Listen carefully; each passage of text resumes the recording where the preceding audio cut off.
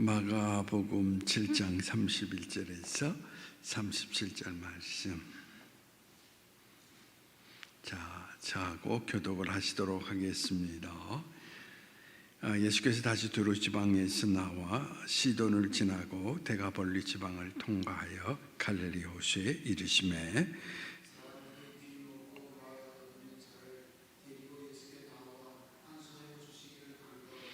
예수께서 그 사람을 따로 데리고 무리를 떠나사 손가락을 그의 양귀에 넣고 침을 뱉어 그의 혀에 손을 대시며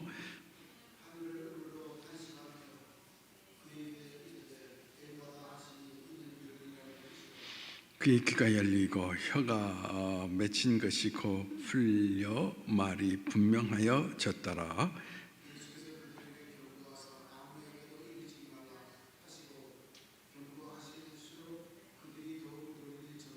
다 함께 사람들이 심히 놀라 이르되 그가 모든 것을 잘하였도다.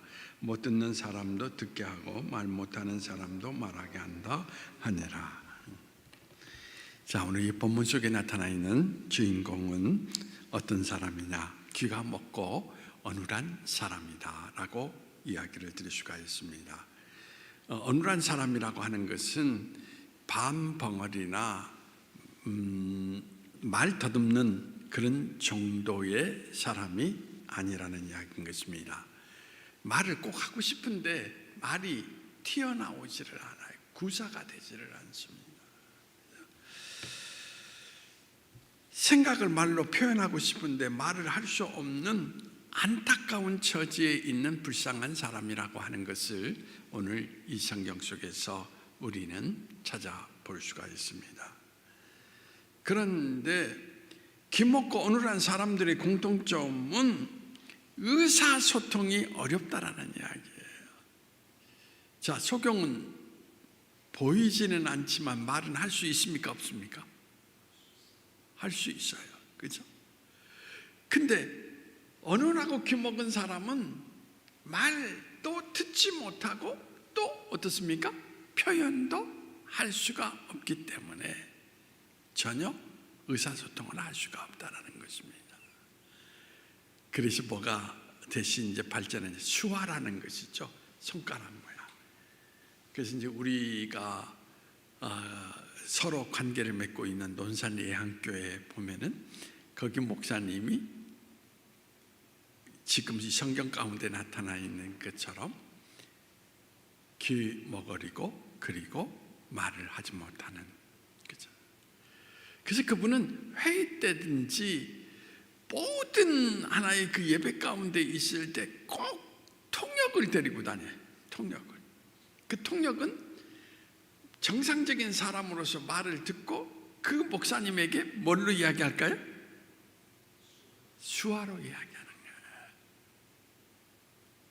그런데 이제 그분은 예배 시간에는 뭐냐면 말로 할까요? 수화로 할까요?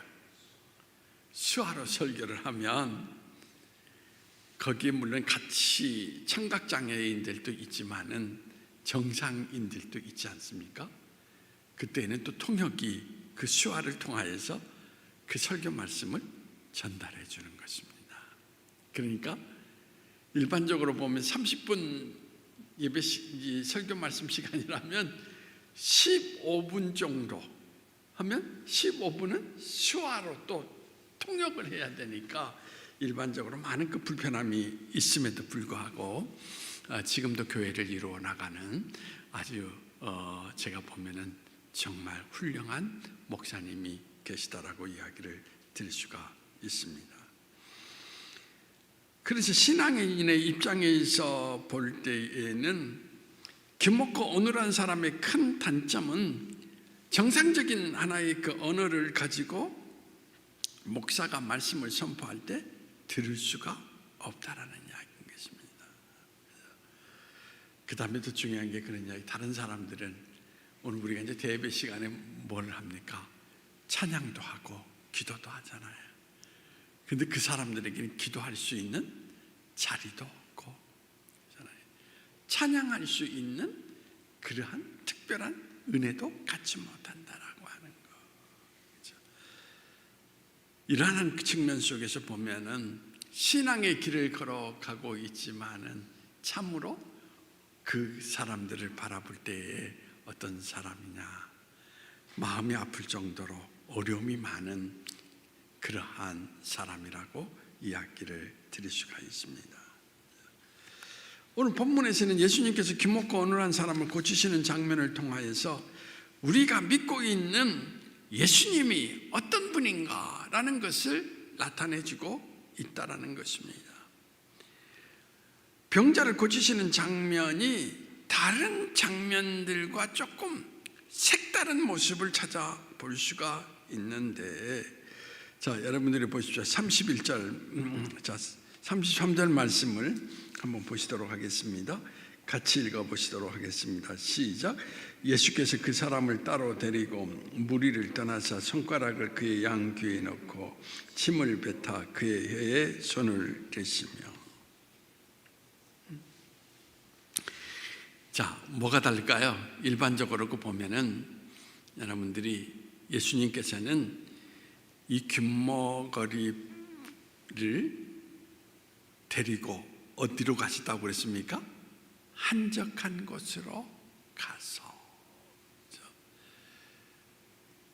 여기에서 예수님께서 수많은 회중 앞에서 그 사람을 고치신 것이 아니라 그 한 사람을 데리고 한적한 곳에 가서라는 이야기. 이 말은 뭐냐면 예수님은 모든 회중 앞에서 그 사람을 고치지 않은 것은 뭐냐면 예수님께서는 모든 사람들에게 보이기 위한, 한마디로 말해서 자기 자신을 드러내기 위한 그런 모습을 취하지도 않고 계시고 그렇잖아요.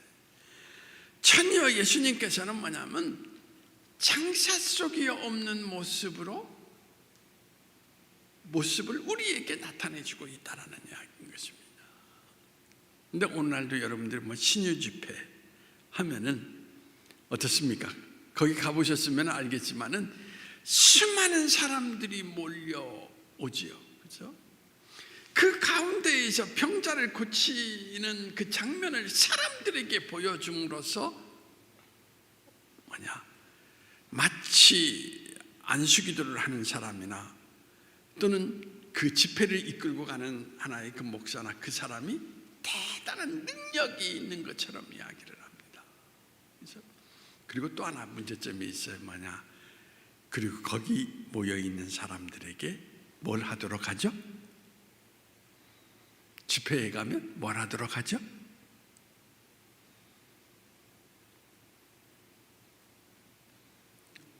헌금을 하게 해요.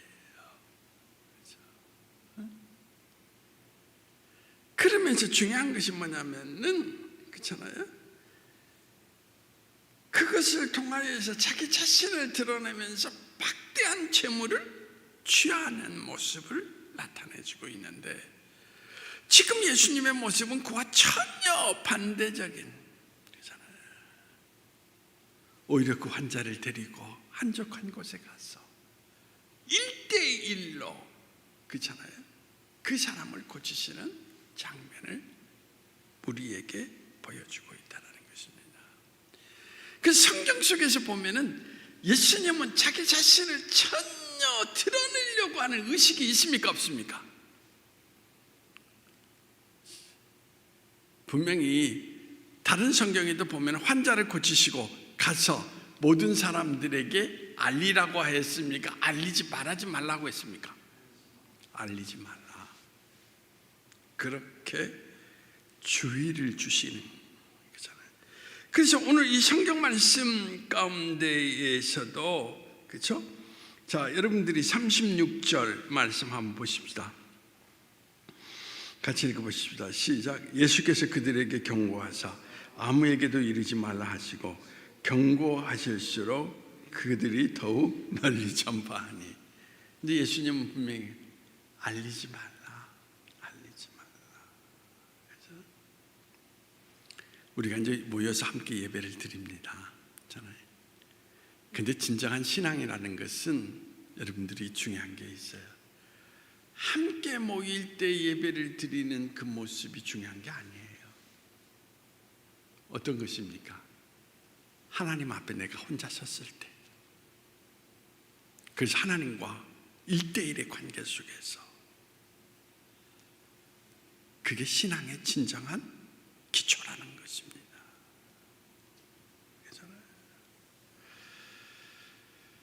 그래서 신앙생활 속에서 가장 중요한 것이 나 홀로 하나님과의 시간을 갖는 것이 참 중요하다라는 거예요. 그때는 어떻습니까?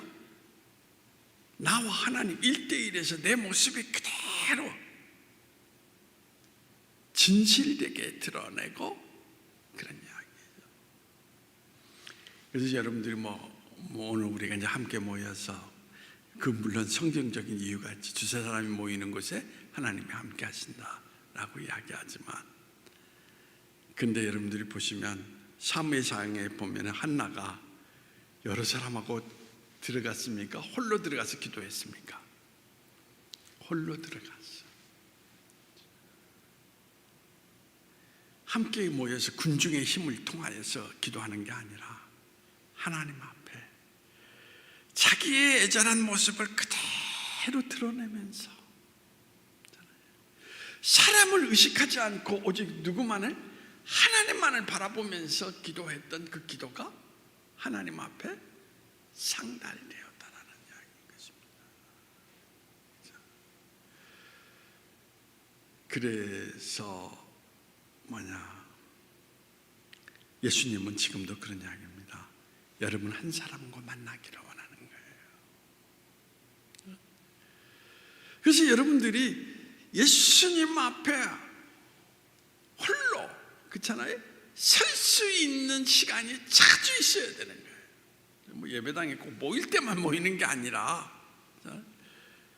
제가 코로나19 전에 보면은 새벽에 늦게라도 꼭 와서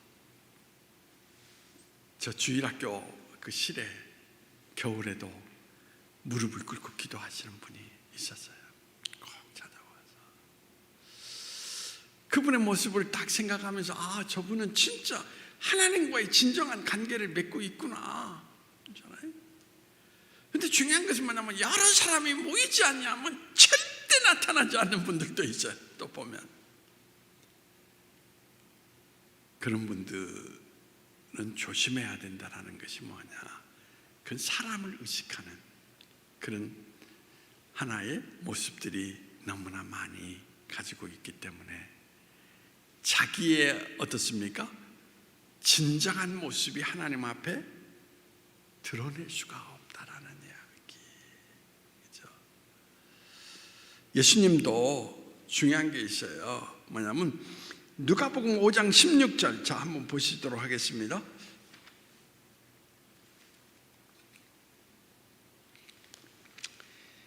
누가복음 5장 16절.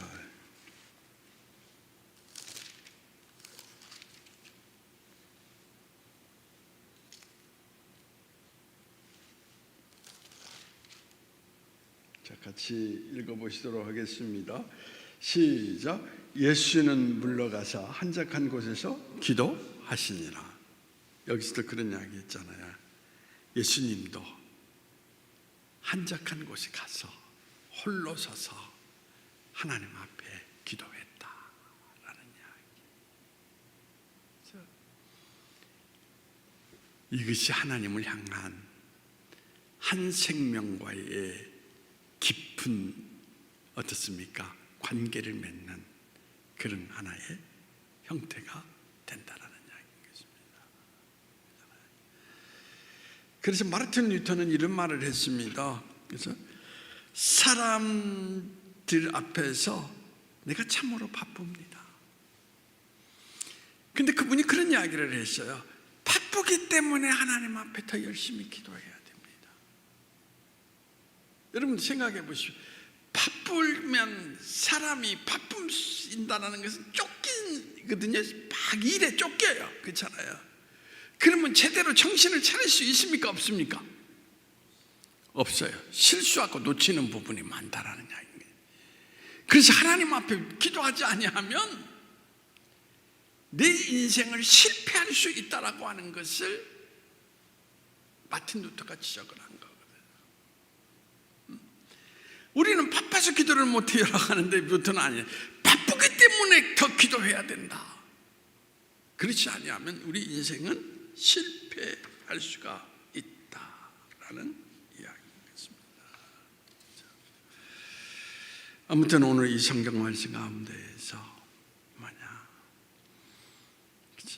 은밀한 자리 속에서 한 생명을 붙들고 예수님께서 기도하시는 모습을 보면 어떤 모습입니까? 정말 그를 깊이 사랑하시고 그가 얼마나 아플까, 얼마나 고통스러울까, 그 사람을 향한 그 뜨거운 애정을 가지고 계신 예수님을 찾아볼 수가 있는데,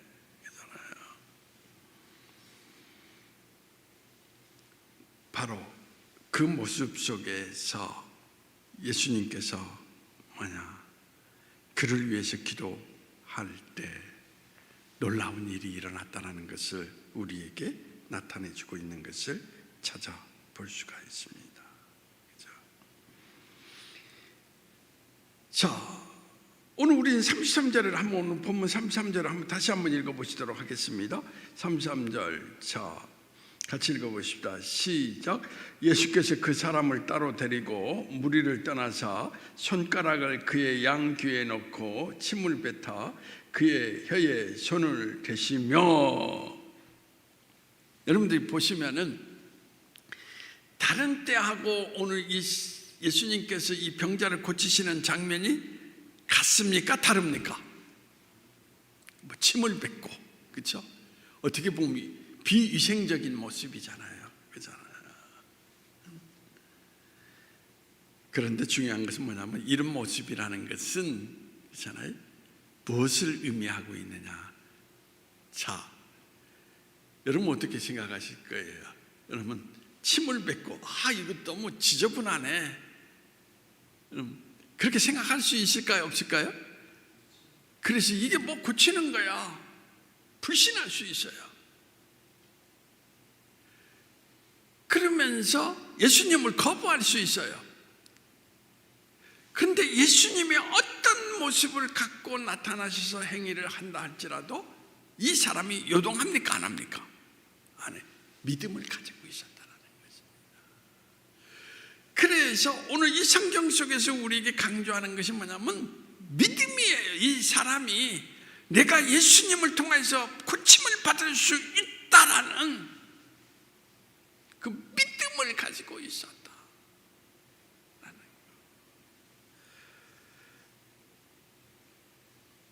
바로 여러분들이 꼭 기억해야 될 것은 뭐냐면 믿음이 없는 곳에는 역사가 일어나지 않는다라는 것입니다.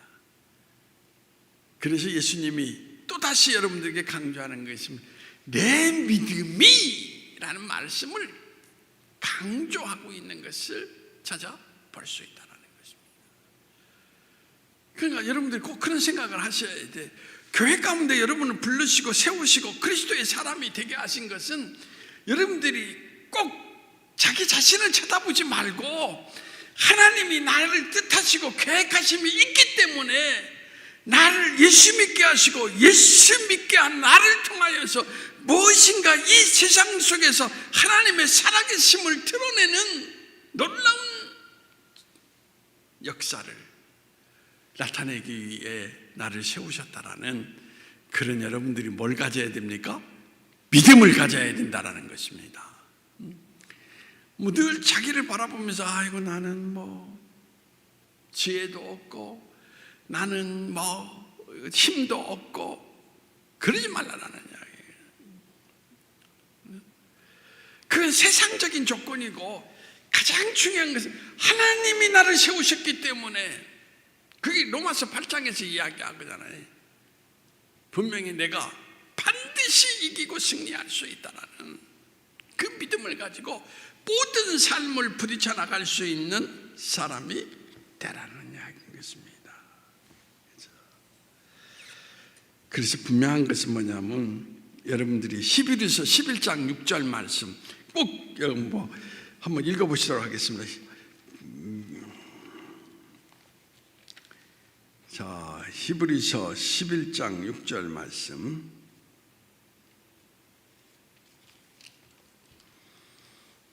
같이 읽어보시도록 하겠습니다. 시작.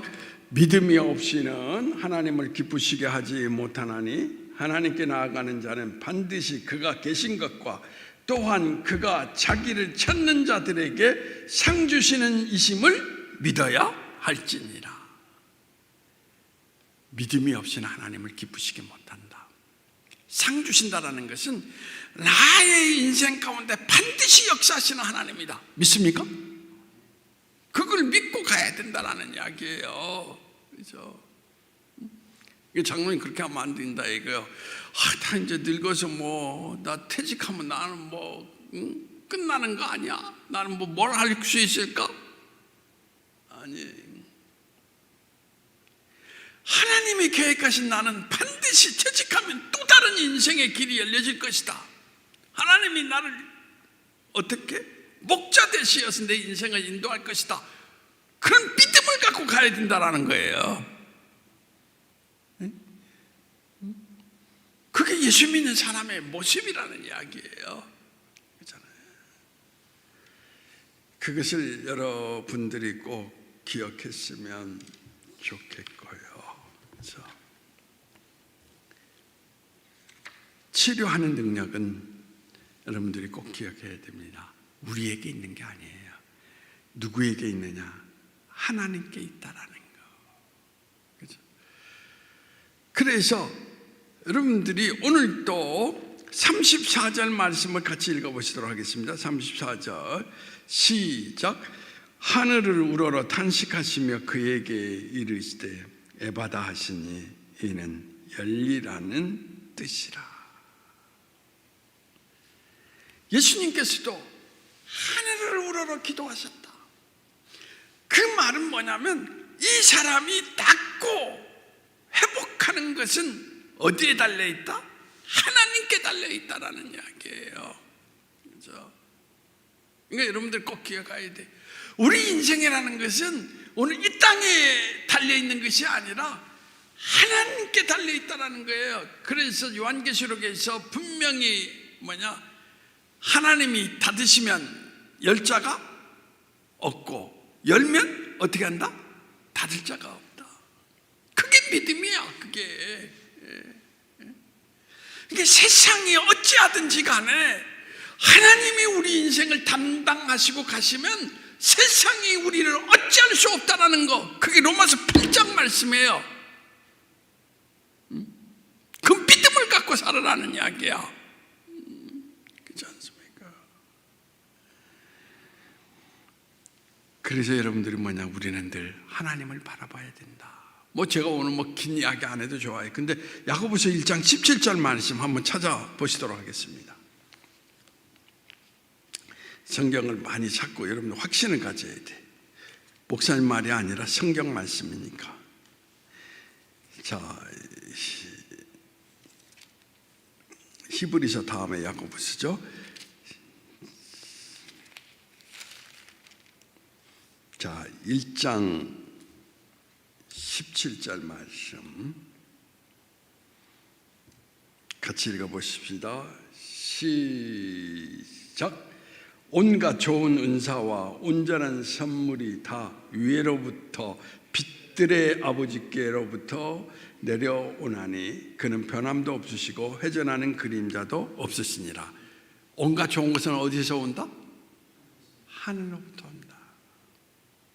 그래서 우리는 뭐냐면 늘 하나님을 바라보고 살아야 된다는 것입니다. 이 땅에서 오는 게 아니라는 이야기예요. 그렇기 때문에 여러분들이 오늘도 여러분들이 물질만 바라보고 사는 사람은 내일이 없어요. 그런데 하늘의 세계를 바라보고 살아가는 사람은 뜻하지 않는, 지금까지 경험하지 못했던 놀라운 일이 일어난다는 거, 그것을 우리에게 이야기하고 있는데, 자, 여러분 기억해 보십시오. 다윗이 목동으로 있을 때 자기가 왕이 될 생각을 했습니까? 못했습니까?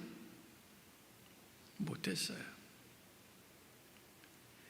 근데 중요한 건 뭐냐면 그는 양을 치면서 늘 뭐냐면 목자 되시는, 그래서 시편 23편 나오는 여호와가 나의 목자신이라는 말이 목동 생활을 통하여서, 여러분 생각을 해보십시오. 지금 양을 몰고 가는데 여러분 이스라엘 가면 땅이 다 사막 땅이에요. 어디에 물이 있고 어디에 풀이 있다, 장담할 수 있습니까? 사실은 이런 말이 있단 말입니다. 이스라엘의 양들은 돌을 먹고 산다라는 그런 이야기가 있어요. 그만큼 땅이 척박해요. 근데 양을 몰고 나가요. 어디에 딱 정해져 있는 길이, 근데 길을 걸어가다 보면 뭘 생각하세요? 하나님 앞에 기도하지 않겠어요? 하나님, 오늘도 나의 양들이 먹을 수 있는 목초지를 허락해 달라고. 그래서 여호와는 나의 목자시니,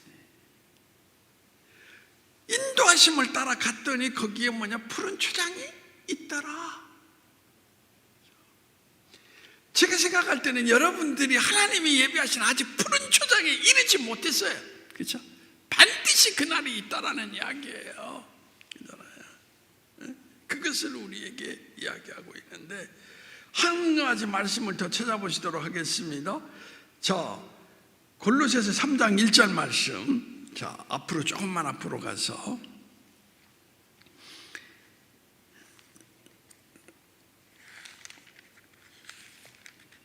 성경 찾기를 많이 하는 이유는 성경에서 확신을 가져야지 목사님 말 가지고는 아니에요. 자, 골로새서 3장 1절 말씀. 자, 찾으셨으면 같이 읽어보시도록 하겠습니다. 시작. 그러므로 너희가 그리스도와 함께 다시 살리심을 받았으면 위의 끝을 찾으라. 거기는 그리스도께서 하나님 우편에 앉아 계시느니라. 뭘 찾으라고 그랬습니까? 위의 끝을 찾으라. 땅의 문제를 위의 끝을 찾아서 해결하는 거예요. 그렇잖아요? 그래서 여러분들에게 유명한 또 시편 말씀이 있죠. 자, 121편, 시편 121편 2절 보도록 하겠습니다. 시편 말씀.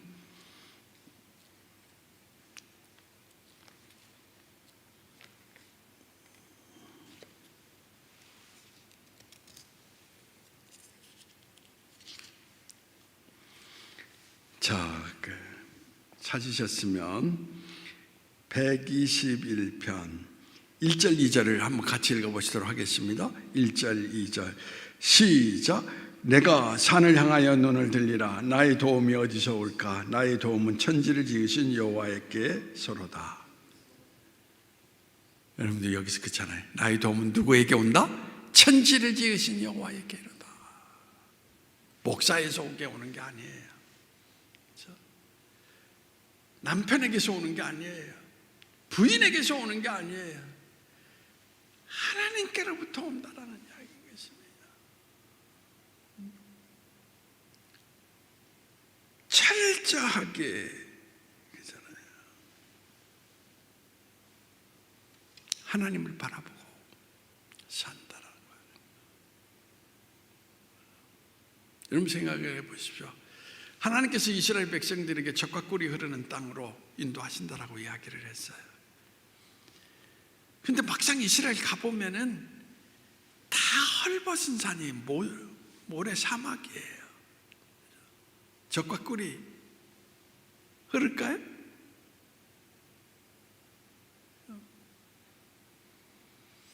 근데 중요한 것은 뭐냐면 지금 세계에서 화훼 농업이 가장 발전된 나라 가운데 하나가 이스라엘이에요. 하나님께서 지혜를 주시고 하나님이 그들의 삶의 모든 것을 지도하실 때 사막 땅이 변하여 뭐가 되더라?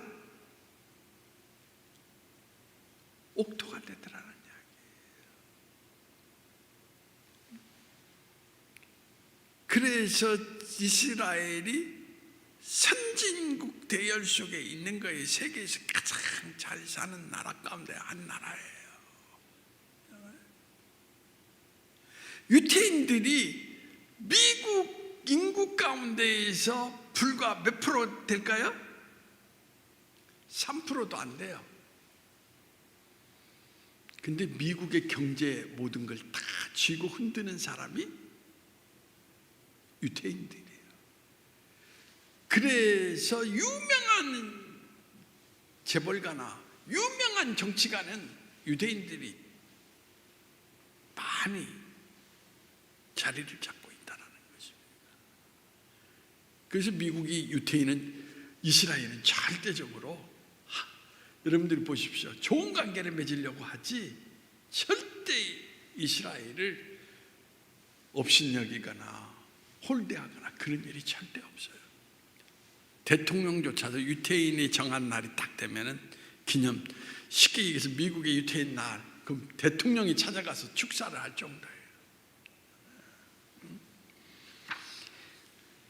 그것을 여러분들이 꼭 잊지 마시고, 뭐냐면 오늘도 이 성경 속에서 나타내주는 거,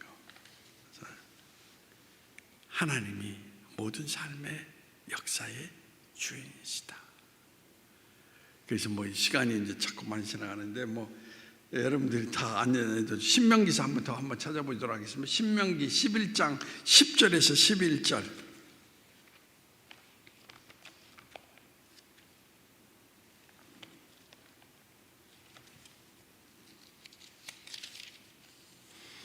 신명기 11장 10절에서 11절입니다.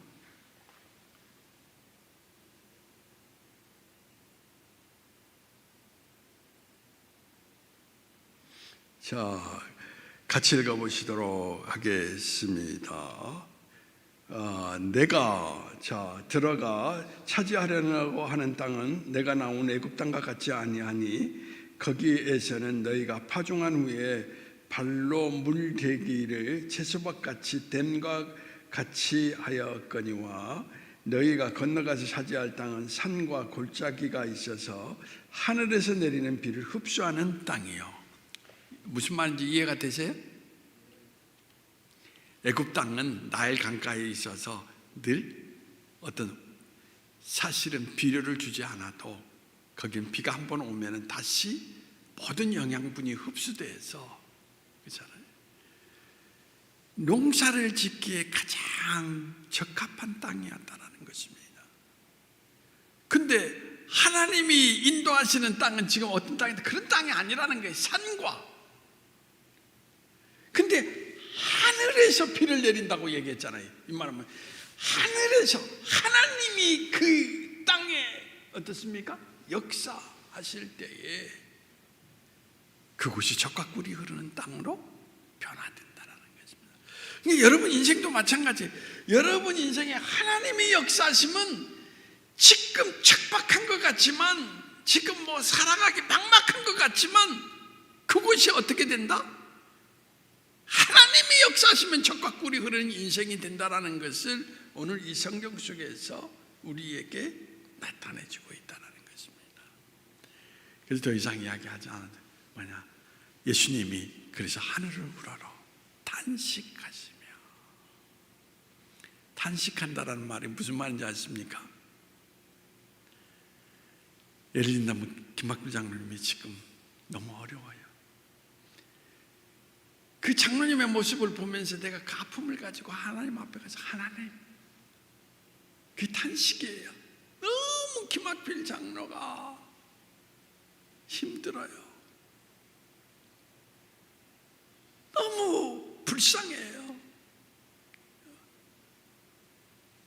탄식이라는 것은 부정적인 이야기 아니라 그 아파하는 삶의 길을 얻지 못하는 사람들을 사랑으로 품고 하나님 앞에 나아가서 기도했다라는 것입니다.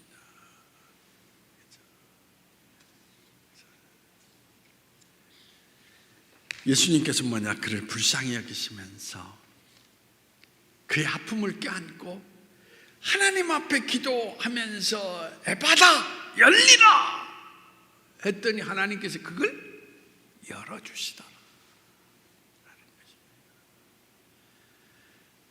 지금은 저는 그런 생각을 해요. 우리가 그 사랑을 잃어버렸다라는 것입니다. 그래서 기적을 잃어가고 있다는 것입니다. 예수님은 나 자신보다도 너를 위해서 먼저 큰 나라를 구하라고 그랬잖아요. 그렇죠? 그것을 사랑으로 껴안고 기도할 때 반드시 그 기도를 들어 응답하신다라는 것을 우리에게 보여주고 있습니다. 그런데 그 사랑이 오늘 자본주의 사회 가운데서 경제가 자꾸 자리를 잡음으로써 사랑 관계가 어떤 관계가 되고 있습니까? 따뜻한 관계가 되고 있습니까? 아니면 냉랭한 관계가 되고 있습니까? 냉랭한 관계. 그래서 오늘도 장로님이 그런 이야기 했잖아요. 나와 함께 일하는 사람이 뭐 상무님인가 전무님이 밥을 먹자 해도 나는 싫다고. 서로의 그 관계가 아주 벽이 있어서 혹시나 내가 해를 입지는 않을까.